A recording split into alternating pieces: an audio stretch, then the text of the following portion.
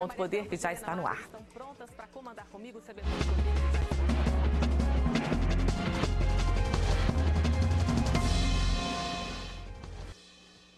Já é a semana de Natal e o CB Ponto Poder recebe o governador do DF, Rodrigo Hollenberg, convidado a fazer um balanço da sua gestão em 2016. Muito bem-vindo, governador.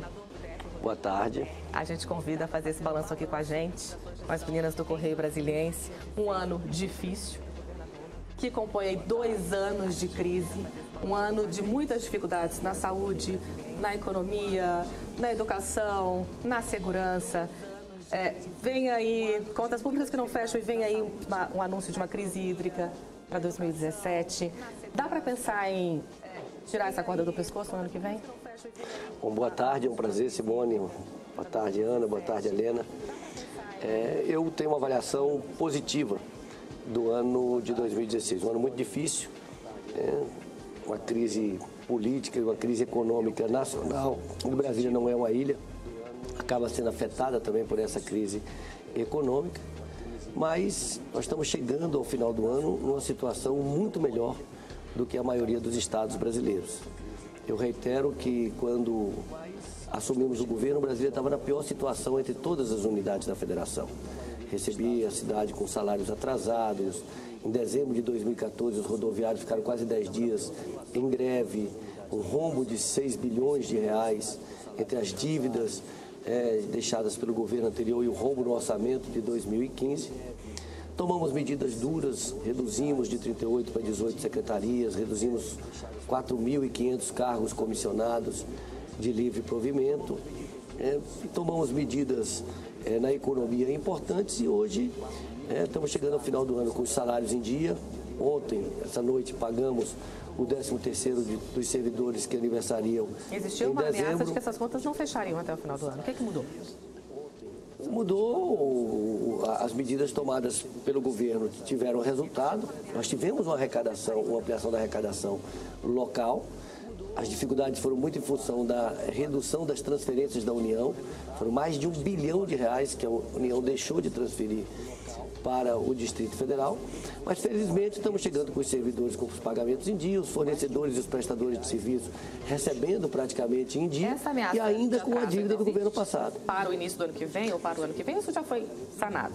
Não, tem um ambiente de crise como essa, a gente nunca tem segurança absoluta, mas eu tenho uma convicção muito forte de que nós conseguiremos honrar o pagamento dos servidores em dia ao longo de todo o ano de 2017, como fizemos em todo o ano de 2016. A meta é pagar em dia em 2017 ou pensar em proporcionar os aumentos e reajustes que os servidores esperam? Olha, eu sempre digo que para o servidor é muito mais importante ele ter a garantia do salário em dia, o salário em dia é a segurança da família, do que a gente dar um aumento que não terá condições de pagar. Hoje eu tenho convicção que os servidores compreenderam a medida do governo, porque se a gente tivesse dado um aumento em outubro, nós não teríamos conseguido pagar o salário de novembro.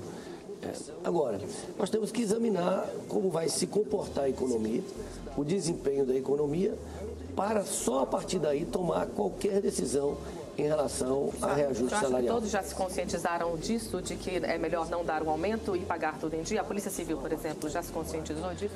Eu diria que grande parte dos servidores, possivelmente a maior parte dos servidores já se convenceram disso.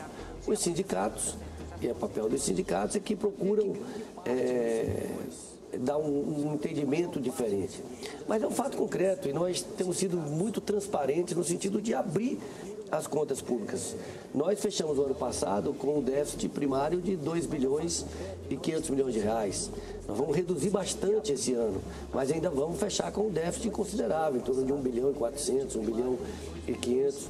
O dia do IPREV, governador, que vocês conseguiram aprovar o projeto na Câmara para usar a parte do superávit do IPREV para fechar a folha de salário até fevereiro, né? O que o governo está pensando a partir daí? Aumento de impostos, regularização de lotes? Qual é a aposta do governo para conseguir dinheiro tanto para manter a folha em dia quanto para fazer investimentos, obras na cidade? Em primeiro lugar, aperfeiçoar a arrecadação.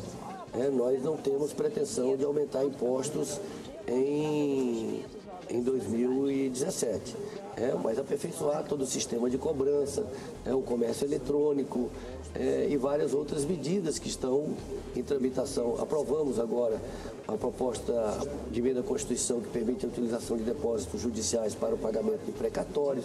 Isso tudo contribui para pagamento de certas despesas, desonerando, digamos assim, a fonte 100, que é a fonte do Tesouro. A grande aposta é de melhoria da economia. Nós estamos fazendo a nossa parte, nós estamos desburocratizando os procedimentos, a central de aprovação de projetos está muito mais ágil e a gente espera com isso, com a movimentação da economia, melhorar a arrecadação.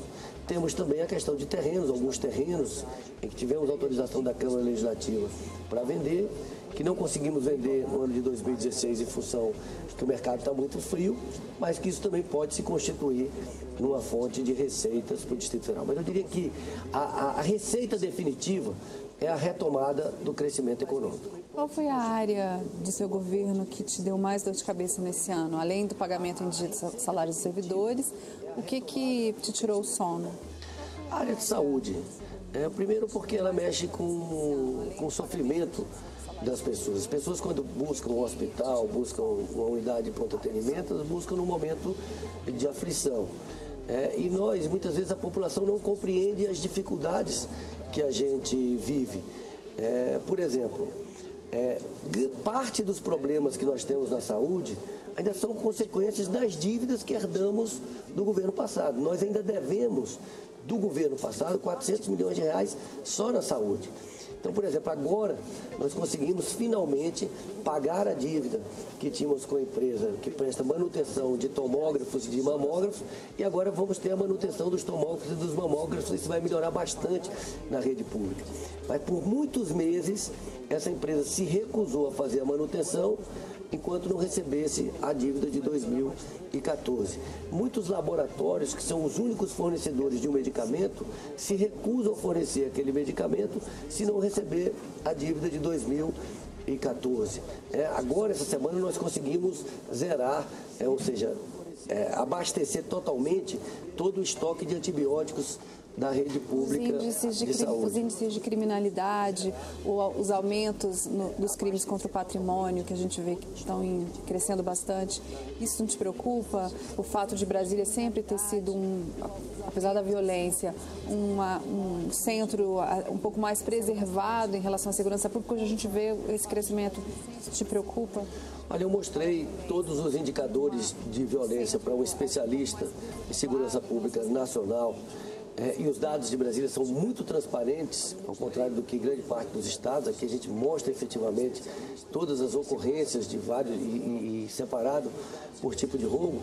E ele ficou impressionado porque a situação no Brasil, de uma forma geral, está muito pior. A violência aumentou muito na maioria dos estados brasileiros. Aqui em Brasília, para vocês terem uma ideia, no ano passado nós tivemos o menor número de homicídios por 100 mil habitantes dos últimos 22 anos. E este ano nós vamos fechar com um índice ainda menor. Hoje, até o dia 20 de dezembro, período a período, nós estamos com 15 homicídios a menos do que no ano passado, que foi o menor número dos últimos 22 anos. Mas os crimes contra o patrimônio têm crescido muito, né, governador? O que vocês atribuem esse problema, que a gente sabe que é um problema nacional, mas aqui em Brasília tem causado muita dor de cabeça para os moradores? Os crimes contra o patrimônio cresceram muito, sobretudo, a partir da introdução das audiências de custódia. A audiência de custódia, ela é uma faca de dois gumes. Ela é positiva para o sistema prisional, porque ela descomprime o sistema prisional, que hoje está muito pressionado, mas, por outro lado, ele coloca rapidamente na rua os autores de furtos, de pequenos delitos, muitas vezes até de roubo à mão armada. E o que acontece? As pessoas tendem a delinquir novamente. E isso, em todas as cidades, a partir da audiência de custódia, aumentaram-se os roubos contra o patrimônio. Por outro lado, nós tivemos um ano de muitas manifestações em Brasília.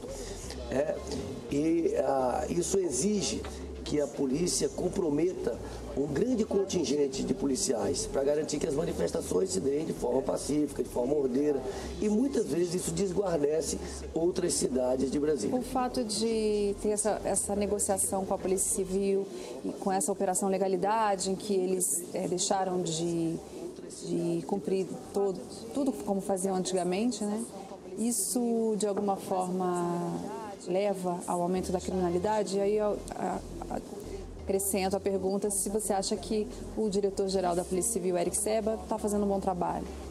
É claro que qualquer operação legalidade, qualquer corpo mole feito por uma instituição de segurança compromete a qualidade da segurança oferecida à população.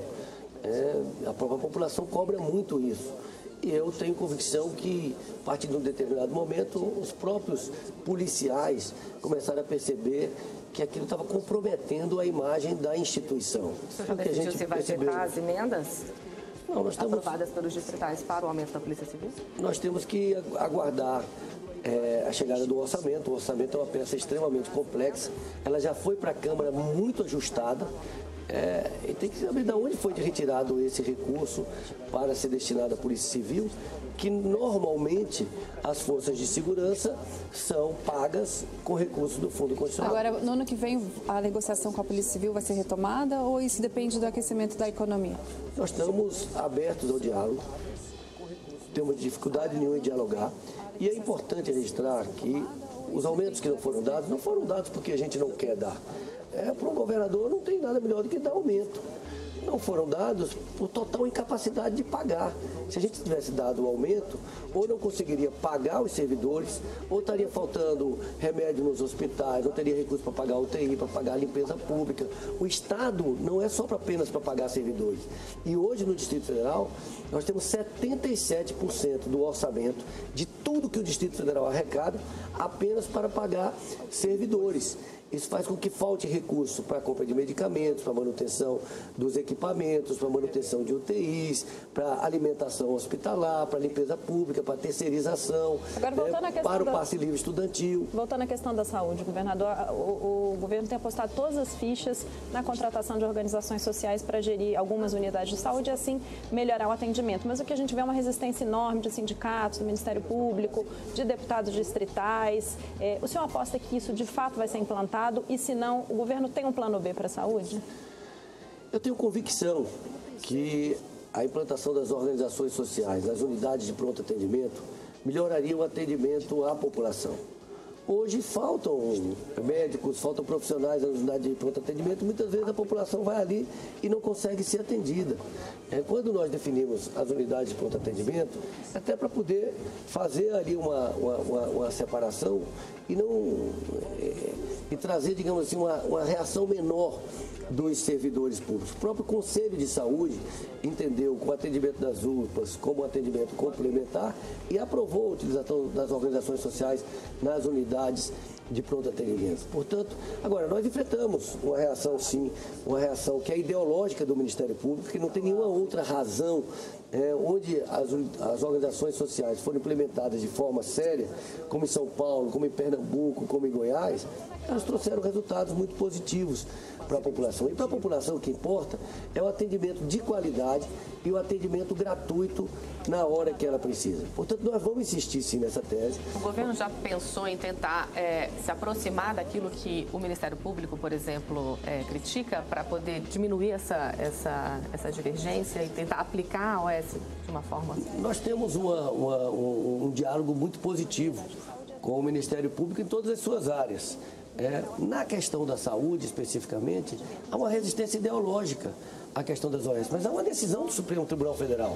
O órgão máximo da Justiça, mas o órgão máximo da Justiça brasileira diz que a organização social é legal, não só legal, como desejável, em muitos casos, para você ter mais agilidade na administração pública, fazer uma prestação de serviço. O que é importante é que haja o controle social, que haja o controle externo, que o processo de seleção seja feito com muita seriedade, com acompanhamento do Ministério Público, do Tribunal de Contas. O governo está preparado para fazer isso? Para que a gente possa ter as melhores organizações sociais no sistema de saúde. Governador, o senador José Antônio Regufe esteve aqui no programa recentemente, fez uma crítica muito forte ao seu governo, disse que o seu governo é uma porcaria, palavras dele, e que o senhor teria rasgado seus programas de governo, seus compromissos de 2014. O senhor acha que ele foi injusto?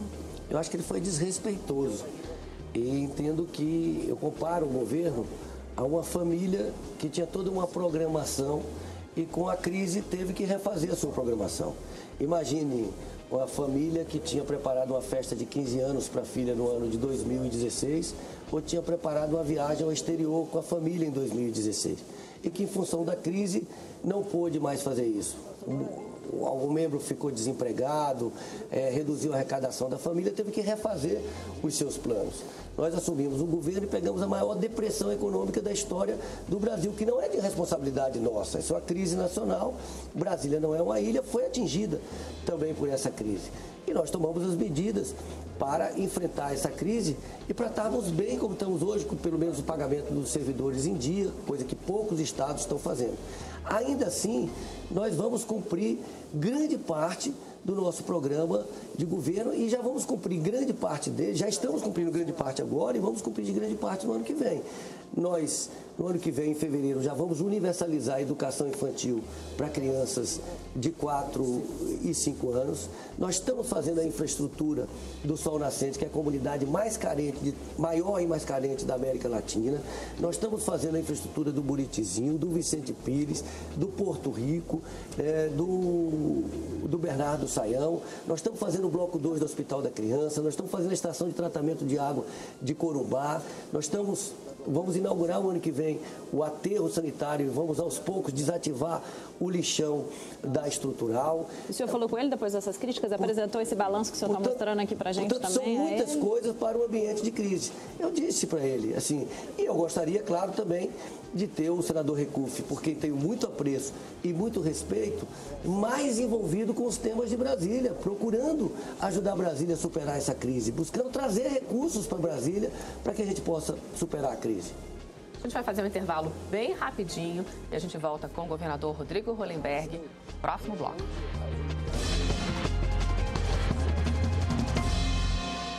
Quero falar com você que perdeu os dentes, usa a dentadura e não está feliz com a aparência do seu sorriso. Quer voltar a sorrir, comer de tudo sem se preocupar? SP Implantes tem a solução. Com a colocação de alguns implantes dentários é possível fixar uma prótese total de forma definitiva. A cor e o formato dos seus dentes vão combinar com o seu rosto e com o céu da boca livre. Você vai voltar a ter o prazer de comer bem. Em alguns casos, esse tratamento pode ser concluído com a carga imediata em até 72 horas. É muito rápido. Conheça também a Overdentro, que é uma prótese de encaixe sobre implantes. Com apenas um clique, a sua prótese vai ter muito mais estabilidade, devolvendo a você conforto e segurança para falar e mastigar. A SP Implantes realiza todos os tipos de tratamentos odontológicos, com unidades no Distrito Federal, no Rio de Janeiro e também em São Paulo. Então ligue agora 3003-2227, 3003-2227 e agende a sua avaliação. Está a fim de mudar? Então mude o seu sorriso na SP Implantes.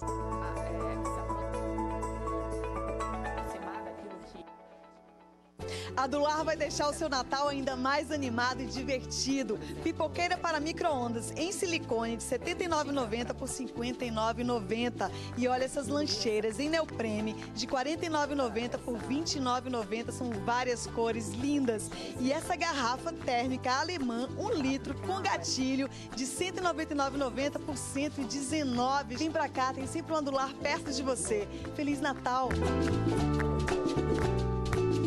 Toda a tecnologia da Volkswagen você encontra aqui na Tecar, no Ciatrecho 3/4. São carros potentes, econômicos e o mais importante, confiáveis, como o novo Gol Trendline 2017. Ar-condicionado, direção hidráulica, travas e vidros elétricos, mais a garantia total de 3 anos. Preço muito especial para você que acompanha as ofertas aqui na TV Brasília, R$ 36.990. E não acabou não, tem ainda o Up, versão Take, também 2017. Além de ser um dos carros mais seguros do Brasil, vem com um motor 1.0 de 3 cilindros. Faz até 20 km por litro dentro da cidade. Exatamente, querido. Para facilitar a condição para o nosso cliente, nós vamos parcelar a entrada em 10 parcelas de R$ 399 no cartão Visa Master e o cliente vai pagar mais 60 parcelas de R$ 799 apenas.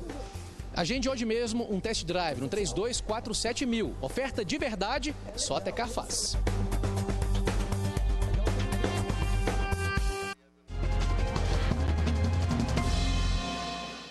A gente volta com o segundo bloco do CB Ponto Poder, que hoje recebe o governador do Distrito Federal, Rodrigo Hollenberg. Governador, a Câmara Legislativa elegeu uma chapa de oposição ao governo. E isso pegou todo mundo de surpresa. Como é que o senhor vai lidar agora com essa situação? Como é que vai ser essa articulação com a Câmara? Não, eu não diria que a Câmara Legislativa elegeu uma chapa de oposição ao governo. A Câmara Legislativa elegeu um candidato que não foi o candidato apoiado pelo governador. Mas é uma pessoa com quem eu tenho muito apreço, muito respeito, uma relação pessoal de muitos anos, uma pessoa com quem tenho muita identidade de pensamento em relação à cidade, uma pessoa madura. Eu tenho certeza que vai fazer um bom trabalho à frente da Câmara Legislativa e vai colocar os interesses da cidade acima de interesses individuais. Por que o senhor decidiu interferir assim, tão diretamente na eleição da Câmara? Normalmente a gente sabe que todo governo interfere de alguma forma, mas mais nos bastidores, de uma forma mais velada. O senhor trabalhou muito ativamente pela candidatura do deputado Agaciel Maia. Por que essa preocupação tão grande com a presidência da Câmara, governador? Primeiro, eu sou uma pessoa transparente. Então, para mim, entre fazer no bastidor ou fazer explicitamente, eu prefiro fazer explicitamente. Não tenho por que esconder. E fui muito franco. Eu disse ao deputado Joey que ao longo de 2 anos, e os deputados sabem disso, o deputado Agaciel Maia, à frente da Comissão de Economia, Orçamento e Finanças, foi uma pessoa muito correta com o governo, muito leal e ajudou muito o governo. Eu entendia que ele tinha o perfil mais adequado naquele momento, já que eu tinha que fazer uma opção para presidir a Câmara Legislativa. O passado controverso dele não preocupou uma associação com o senhor? Ele tem condenação por improbidade, ele teve envolvimento no escândalo dos atos secretos do Senado? Eu, como governador, eu tenho que pensar no andamento do governo. O que a população espera de mim do ponto de vista de entrega à população. E a gente precisa muito da Câmara Legislativa. E o deputado Agaciel foi muito correto à frente da Comissão de Orçamento e ajudou bastante o governo a aprovar matérias. Ele tem um conhecimento técnico grande, poder de convencimento junto aos colegas. Eu entendi que seria o melhor nome. Mas, repito, o deputado Joey Vale tem todas as características, todas as qualidades para presidir a Câmara Legislativa e eu tenho certeza que fará um bom trabalho à frente da Agora, ali instituição. no calor do anúncio, do resultado, o deputado Agaciel, que é sempre tão calmo, tão tranquilo, demonstrou que estava bem abatido com a derrota e fez uma declaração bombástica. Disse que o deputado Joey Vale era um laranja da deputada Celina Leão por ela ter apoiado a candidatura dele. Qual vai ser a força da Celina, que hoje é sua adversária política, nessa administração do deputado Joey Vale? Eu tenho convicção que uma declaração dessa do deputado Agaciel, que é sempre tão moderado nas palavras, certamente foi naquele calor da disputa, do resultado surpreendente que, ora, o deputado Roberto tinha votado de uma forma, depois mudou. Então, o resultado da votação mudou ao longo da votação, muito provavelmente se deu em função do calor da disputa. Tenho também convicção que o deputado Agaciel, não tenho aqui delegação dele, mas tem muito respeito pelo deputado Joey e claro que o deputado Joey não se prestaria a ser laranja de ninguém à frente de uma instituição tão importante como a Câmara Legislativa. E a negociação para o voto do deputado Robério Negreiros incluiu uma negociação com o presidente do partido do DF, deputado Exalci Lucas. Só teve com eles na véspera da votação e conversaram sobre até uma aproximação do PSDB com o PSB, como já ocorre nacionalmente. O fato dele ter mudado de voto na última hora, o deputado Robério Negreiros, que votou a favor do Agaciel e depois foi para o Joey, isso contamina essa negociação ou as coisas vão continuar avançando? Veja bem, a minha conversa com o deputado Exalci é uma conversa boa, eu tenho respeito pelo mandato exercido pelo deputado Exalci, independente de estar na oposição neste momento ou no governo, e eu disse a ele que eu tenho interesse em fazer uma aproximação de ideais de atuação conjunta em benefício de Brasília. Se em algum momento isso interessar o PSDB, nós estaremos abertos ao diálogo. Teve tomar lá da cá nessa eleição da Câmara, cargo em troca de voto? Não, de nossa parte, não. Existe uma grande expectativa, até por conta dessa eleição da Câmara, quanto à reforma administrativa que o governo que o senhor deve promover agora nas próximas semanas ou meses, né? Até se falava que essa reforma administrativa teria relação com o resultado da Câmara. De fato, o senhor atrelou as duas coisas? Como é que vai ser feita essa reforma no primeiro escalão, governador? Nós estamos chegando ao final de 2 anos de governo, metade do governo.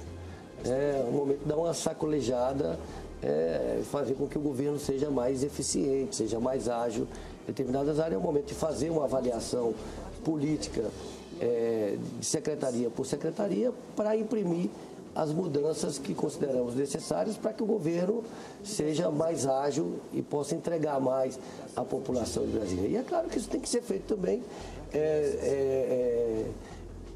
de acordo, levando em consideração as forças políticas que estão na Câmara Legislativa e que estão representadas na cidade. Alguma área vai ser poupada, com certeza?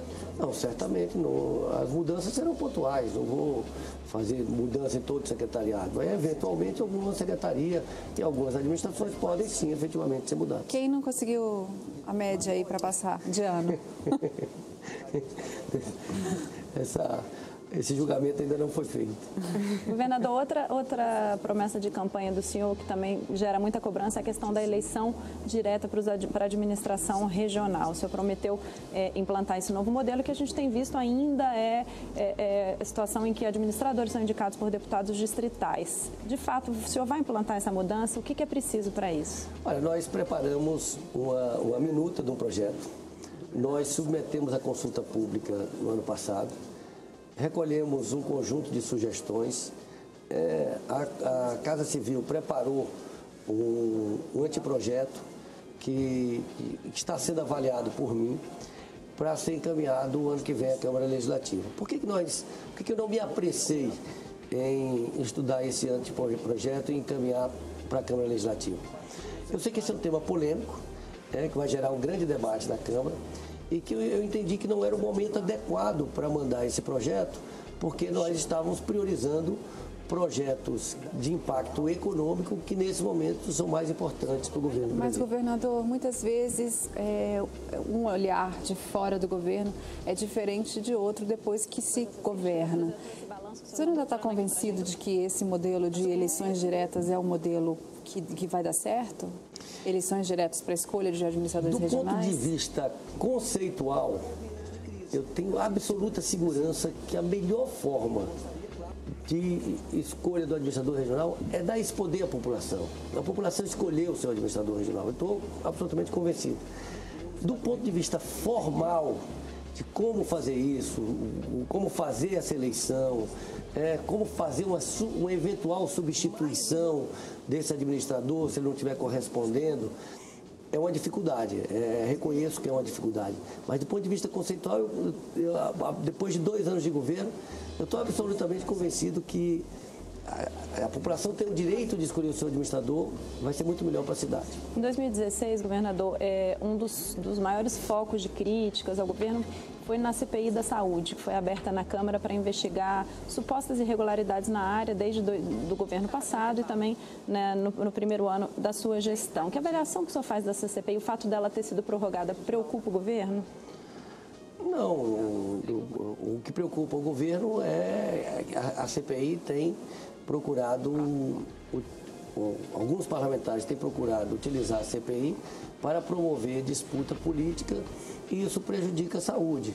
Às vezes dando voz ao sindicato e tal, ali para fazer denúncias, muitas delas infundadas, muitas delas armadas, sem prestar, né, nenhum tipo de solução, de apresentar nenhum tipo de solução para os problemas da saúde que são muito graves. Foi só palanque político, então, na sua opinião, essa CPI? Até aqui tem sido, pelo menos. Governador, a gente não pode falar de 2016 sem lembrar que foi o ano do impeachment da presidente Dilma Rousseff. O país está melhor agora com a mudança, com o Temer no poder?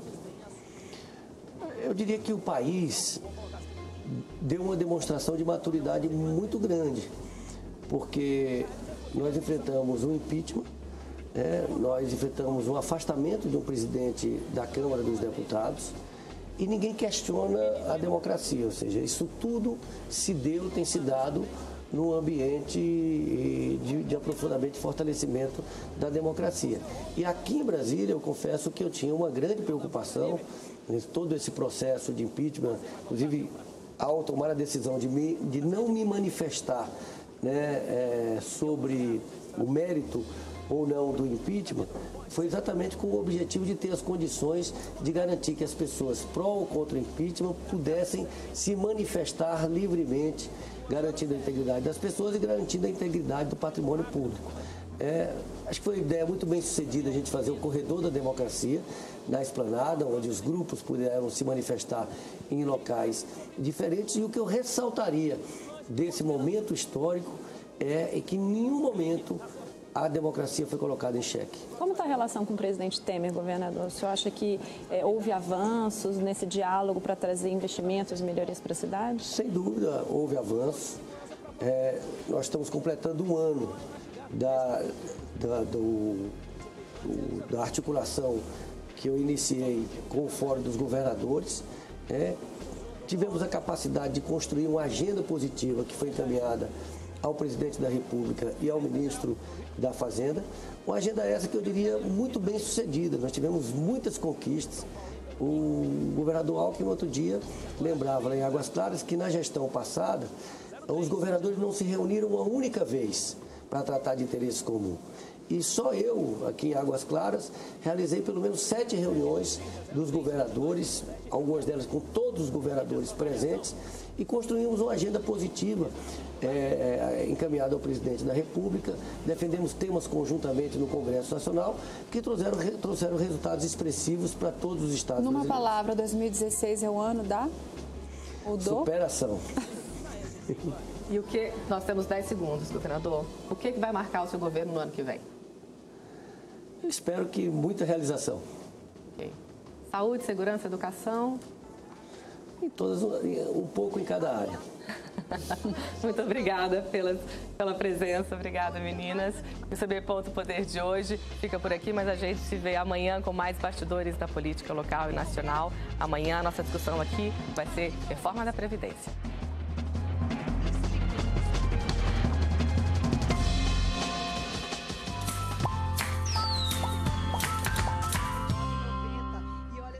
Atenção!